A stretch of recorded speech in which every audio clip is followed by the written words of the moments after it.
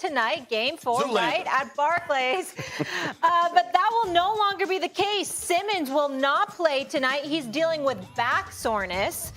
I'll start with you here, Tim. How should his teammates feel about this? Listen, I think the guy's lost all credibility, period, end of story. And you can see it even when you're trying to watch, from a distance. You're trying to watch interactions that he has with his teammates. It's so awkward. It's so awkward because he's not there trying to help them, and they don't know really what this guy's about.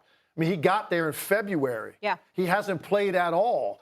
And all you kept hearing about was, possibly he's going to come back this date, this date, this date. He keeps getting pushed back. And then finally, it looks like he's right on the precipice. He's going to be available for Game 4. And everybody thinks that's going to happen. Not that it would matter that much to his teammates by that point, because he might be out there for one game and go home for the summer. That's probably what would happen because they're going to get swept. So he has no credibility anymore. I think they're looking at him much like Stephen A. was just talking about Kyrie Irving. They've got two guys now that you question, how much do you love the game? How much do you actually love to compete? And after what happened to Ben Simmons last year against Atlanta, when we all witnessed that, I mean, that was an epic meltdown of a player that could not handle the pressure of that situation, particularly in that market. The way that he played in that entire series, not just the one dunk he passed up. Go look at the entire series, the way Ben Simmons played. He was exposed to everyone for his frailties, for his fragile psyche that he has. So now he shows up in Brooklyn after all the mess they went through with Harden, and now this guy shows up, and you're thinking, okay, you do some things that can help. You do have value. Your playmaking and your defense, we need those things. And at no point has he come close to stepping on the court. Instead, he lets to sit over there, bring a lot of attention to himself with his choice of clothing and sitting up by the coaches. So he's on TV the entire game. He's not sitting on the end of the bench. He's not back in the locker room where he's saying, you know what? I don't want attention on me, man. I can't help you guys. I don't want to take away from you. I don't want people talking about me no more because of what I'm wearing or the fact that I'm not playing. But he chooses to be where he is on that bench because that's exactly what I think he does want. So everybody in the locker room now, Jay, is questioning this guy's desire to actually play. How much do you love to play? How much do you love to compete? And I think they're looking at him, fraudulently.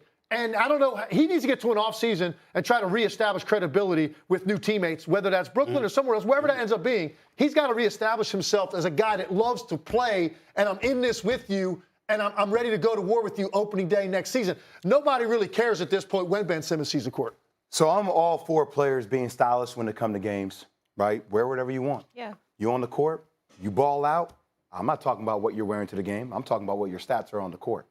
There's something interesting to me when I'm seeing him on a video carry the Louis Vuitton bag, all the different outfits, the New York Knicks colors he had on the other night, the lime green lamb outfit he had all night. It makes me think Pretty fly. Pretty much. But these are signs of people that don't love basketball to me. You love what basketball provides you. Why? Because you like to dress nice? That's not fair.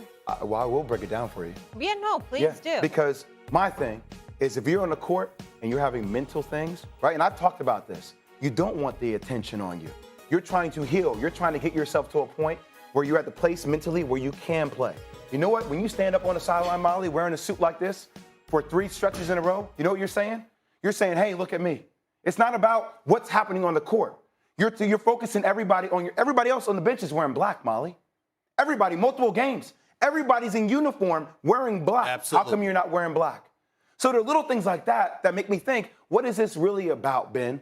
Is this more about Ben Simmons, yourself, or is it more about you not wanting to be on the court? I get confused by it. Also, when you're in your IG page and you do the little emoji with the cloud of smoke coming out your nose, you typically do that before you're about to play. There's a history of you doing that before you're about to play. When you do an interview and you say, hey, look, it's easy to insert me into the lineup. Okay, you're about to play. When the statement is, I have a sore back, you know how many times I've seen NBA players with things that are sore, Molly? That are sore legs? That's not saying you can't play. So I'm looking at you now as a teammate, and I'm saying, yo, man, everybody's sore. Everybody's played through injury. We're in a dire situation. We're down 3 games to nothing. I need you to give me 5 minutes, 10 minutes. And I know he's hurt, but give me 10 minutes and show me that, same way Stephen A. talked about Kyrie being selfish, show me that it's not about you, Ben. Show me that it's about us and what we're trying to collectively do. All right. That's what making it seems to me, Molly. Well, first of all, That's a very eloquent explanation, and you're 1,000% right. You stole some of my thunder there because I was damn sure going to get in on those athletes, those outfits. Mr. Zoolander is what I call him, Zoolander. You're the male model of the movie, the male model. That's what the hell he want to be. Okay, we see that, all right? But I got so much more to say. Let me say this. Notice I said Kyrie Irving is one of the most selfish superstars we've ever seen, and obviously one of the most selfish athletes we've ever seen. I didn't say the word the as in number one, because obviously he ain't got nothing on Ben Simmons. Nobody is worse than Ben Simmons. Ben Simmons might also be the weakest, most pathetic excuse for a professional athlete we have ever seen in not just American history, but the history of sports. I can't think of a professional athlete that has come across more pathetic than this man. Friday on Countdown, what did I say? They came out with the news. They said Ben Simmons going to play game 4. I said, excuse me, it's 72 hours from now. I'll wait. I'll wait. I said, I'll wait. It's 72 hours from now. Come to me Monday, because that brother ain't playing. You know why?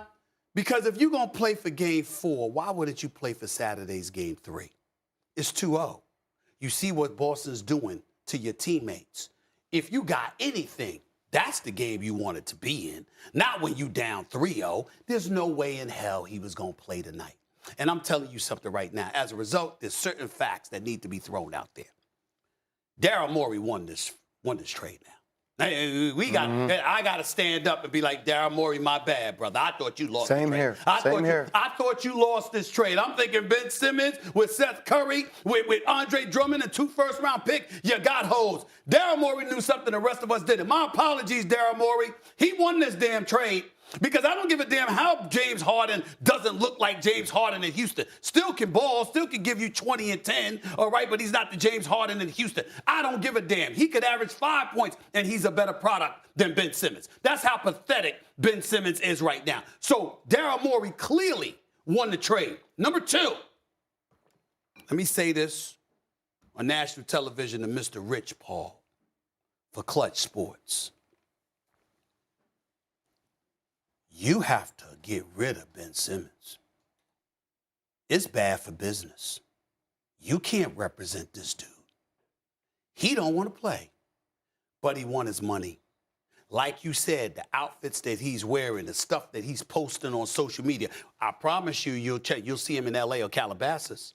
I promise you, you're going to see him in South Beach. How much you want to make a bet his back injury it ain't going to be bothering him then? I told y'all we still trying to find out. Did he hit a pothole on the New Jersey Turnpike? Was he getting his groove on and tweaked his hip or something? Is that why the hell he got a bad back? Don't you notice this thing about bad backs? Y'all know this as professional athletes. The back is the toughest thing to diagnose. See, with a knee, ankle, Achilles, ACL, whatever, it could be anything. The doctor can say, you're well enough. Where they can't do that is with the back. Anybody that's in sports in any capacity knows that. You can't diagnose what's going on with somebody's back, but so much. You're literally at the mercy of the player. His family flying into town, supposedly to watch him play. Everybody's covering for him. He's on the bench, Molly. Green one day, I tell you. Orange the next, got on pink shades, looking like Zoolander and all of this other. I mean, you can't make this up. You can't make this up. I mean, this brother he'll put Fabio to shame. I mean, you got to be kidding me. This is what the hell he has done. And got the nerve knowing he hasn't played any NBA minutes this year more than me or you, or Molly for that matter. Got the audacity to be filing a grievance to recoup $20 million. And he's showing up on the practice court, or he's showing up and warming up. When he didn't throw a pass. You know why he did that, guys? Because that means he still gets his money. He's a participant. He's trying. He's a disgrace. Enough's enough of this. And the fact is that this dude is robbing money and is stealing money rather. And when the NBA has their collective bargaining negotiations and they go to the players and they start talking about pay for play because you ain't gonna be able to get this money any longer while you sitting out and refusing to play. And you can try to hold out if you want to, There's only a few of y'all that's making those mega dollars. They can talk about the average salary in the NBA is over $10 million. Well, you got cats making 45 to 50 million, and then you got cats making a few $100,000. There's a huge discrepancy there. And you take away the few marquee players, and it ain't like that. You think you can sit out all you want to. The owners are coming. And when they come and they put in a Ben Simmons rule or a Kyrie rule, I want to see how supportive the players are of them. They screwed the players over, and they're costing those players. Watch. I just want Call to it be the clear. Zoolander rule. That's right. Hold on. I want to be clear on one thing. So neither of you are buying the back either. You just think this is a personal choice. The series is over and he's choosing not to play? Look, I think it's a subjective thing. Myself, no. I'm 100% in line with Stephen A. The problem is it's very difficult to say that when a guy's claiming he's hurt. I mean, I was an athlete. Some days I might have been feeling something, and people don't believe you. If you're not playing well and you're dealing with an injury, it's tough. When a guy says he's hurt, it's tough to flat out definitively say 100% you are not hurt. It comes down to just based on your observations of what a guy I want to ask Jay, too, though, because I know where you are. You're not buying it. No, but hold on. You are big on receipts. So is Jay. I will remind you, Ben Simmons quit on LSU. He didn't really quit on LSU. Listen. He wanted to get his bag and wanted to get his money. No. I'm talking pick. about when he missed games during the season. Okay. I'm talking about that. That's what I'm talking about. I'm talking about leaving early. He wants to get his bag. I'm talking about leaving early. I'm talking about the injuries, the games he didn't play at LSU. He quit on LSU. That's widely recognized in college basketball. You know this. Most people believe he quit on Philly. And if you Kevin Durant and the Brooklyn Nets, how the hell are you supposed to feel about him now? Everywhere he goes, he's not reliable. We know what a surreal talent he is. We know how big time of a talent he is, despite the fact that he can't shoot worth a damn. We know that. But you cannot trust people. When you can't trust people to show up to work, you can't So we have respect two people then on the Nets that you don't trust to show up to work. I believe that there is some type of they're the two injury, but this is where you want somebody to have the mental fortitude to say, you know what, I'm going to give you 10 minutes. I think the kind of applaud that he would get from everybody in the basketball community, if you saw him try to fight through it, for what it meant for his team, would shift the conversation around Ben Simmons, but he chose not to. Big difference between hurting and being injured. Exactly. Every single player you're going to watch tonight and watch over the course of the playoffs is hurting in some degree. Yeah. And you're trying to play through it. The difference is this. There was a time when a guy would say, if I'm an 18-8 guy, but you know what? I can only give you like 12-5. I'm going to give you 12-5.